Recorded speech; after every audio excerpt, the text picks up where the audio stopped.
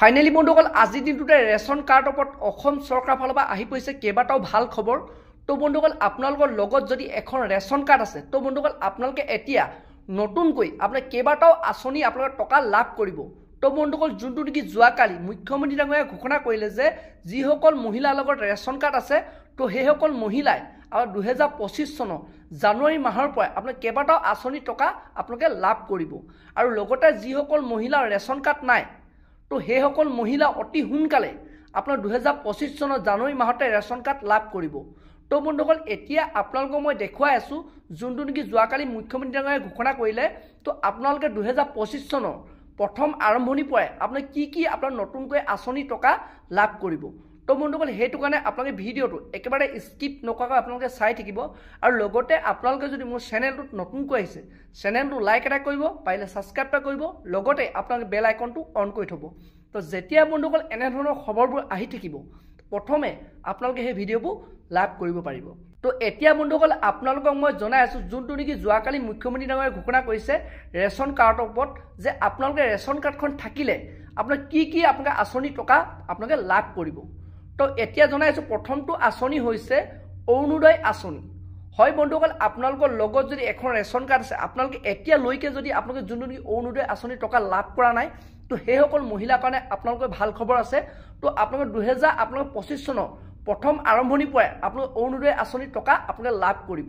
তো বন্ধুসকল সেইটো কাৰণে আপোনালোকে অৰুণোদয় আঁচনি 3.0 আপোনালোকে আবেদন কৰক। তো বৰ্তমান ইয়াত পৰ্টেলটো এতিয়াও অ'পেন হৈ আছে।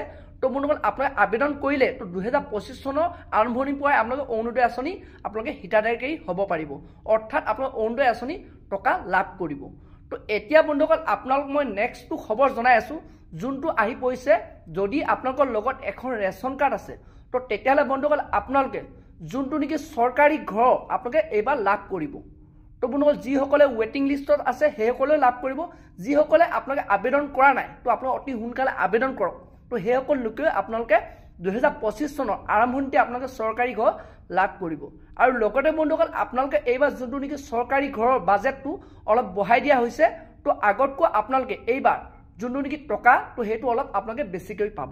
তো বন্ধুসকল সেইটো কাৰণে আপোনালোকে অতি সোনকালে আপোনালোকে চৰকাৰী ঘৰৰ কাৰণে আপোনালোকে আবেদন কৰিব পাৰে। বৰ্তমান ইয়াৰ পৰ্টেলটো অ'পেন হৈ আছে। তো বন্ধুসকল লগালগ আপোনালোকে আবেদন কৰক। তো এতিয়া বন্ধুসকল আপোনালোকক মই নেক্সটটো খবৰ জনাই আছোঁ যোনটো নেকি হৈছে মহিলা উদ্যমিতা আঁচনি।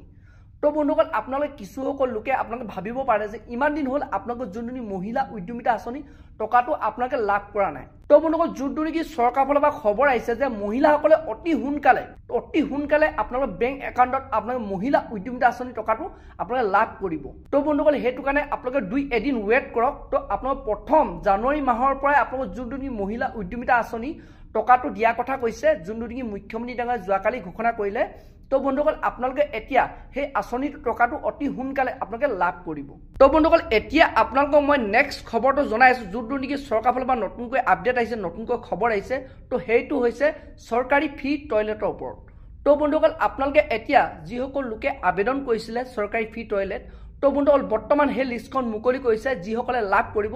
আৰু আপোনালোকক সেই টকাটো যোনটো নেকি ঘোষণা কৰিছে আপোনালোকে 2025 চনৰ ফেব্ৰুৱাৰী মাহতে আপোনালোকক সেই টকাটো প্ৰদান কৰা হ'ব।